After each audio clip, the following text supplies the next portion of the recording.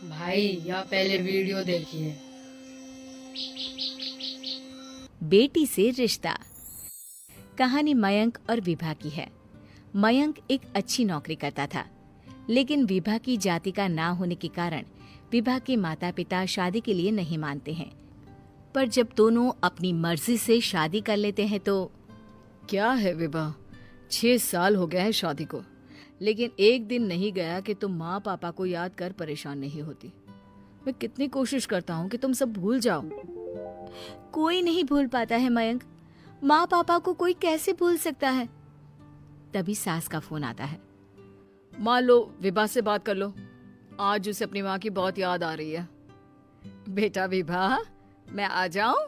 हम दोनों चलेंगे तेरे माँ पापा के पास। बोलो।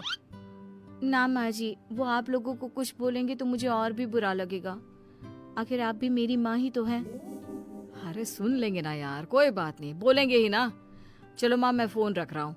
वो क्या है ना, आज विभा को लेकर डॉक्टर के पास जाना है। बहुत दिनों से इसके सर पर लगातार दर्द हो रहा है। अरे हाँ हाँ, ले जा बेटा, सर दर्द को हल्के में नहीं लेना चाहिए। वैसे भी ना बहू सोचती बहुत है। मयंक माँ का फोन रख देता है और दोनों कार से अस्पताल जाते हैं। लेकिन जैसे ही वो लोग अस्पताल जाते हैं, विभा को स्ट्रेचर में नर्स उसकी माँ को लेकर जा रही दिखती है। मयंक, माँ, मयंक वो मेरी माँ है। इतने सालों बाद देखी भी तो इस हाल में मैं उनके पास जा रही हूँ। अरे रुको, कहीं वो लोग तुम्हें देखकर और परेशान ना हो जाए, या फिर तुम्हें कुछ बोल ना दे विभा, तुम फिर परेशान हो जाओगी। मयंक कैसी बात कर रहे हो, वो माँ है मेरी। विभा पास खड़े अपने चाचा चाची से बात करने की कोशिश करती है, लेकिन वाह, तेरे जैसी बेटी जिसकी हो वो तो मर ही जाए तो अच्छा है। वैसे पार्क में पैर फिसला है तेरी माँ का, रीढ़ की हड्डी टूटी है। रिद्धि को चाची की बात का बिल्कुल बुरा नहीं लगता। शायद वो सुन ही नहीं रही थी कि चाची क्या कह रही थी। वो सीधे माँ के कमरे में जाती है। कौन है आप? ये मेरी माँ है, मेरा नाम रिद्धि। रिद्धि नाम है ना आपका? दर्द में भी ये आपका ही नाम ले रही थी। हाँ, ये सुनते ही रिद्धि का कलेजा मुंह में आ जाता है।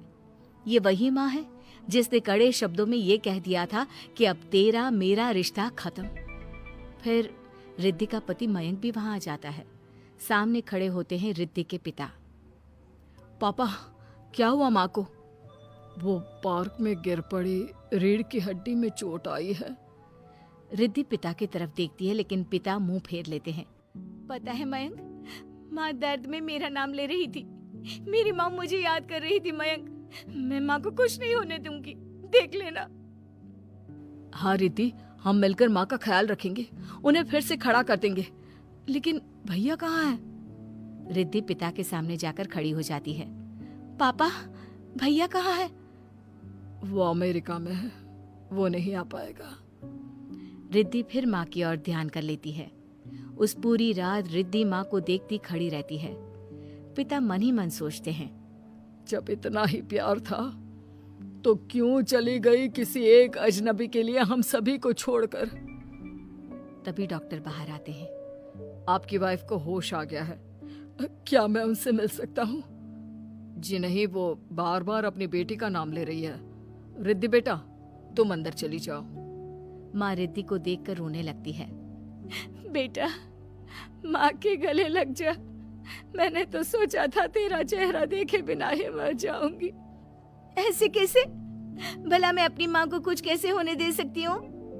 माँ उठने की कोशिश करती है, लेकिन वो उठ नहीं पाती। देखिए, आपकी रीढ़ की हड्डी में फ्रैक्चर है। मुझे प्यास लगी है, पानी पीना है। रुको माँ, मैं हूँ ना, मैं पिलाती हूँ पानी अपनी माँ को। कोई और नहीं आया? तेरे चाची चाचा आए थे माँ, पर शायद मुझे देखकर चले गए। जाने दे, इस वक्त भी पुरानी रंजिश देख रहे हैं। और रंजिश भी कैसी? माँ अपनी बेटी से नाराज ही तो थी। रिद्धि अब पूरे समय माँ के साथ रहती है। उनके हर काम को करने में उनका सहारा बनती है।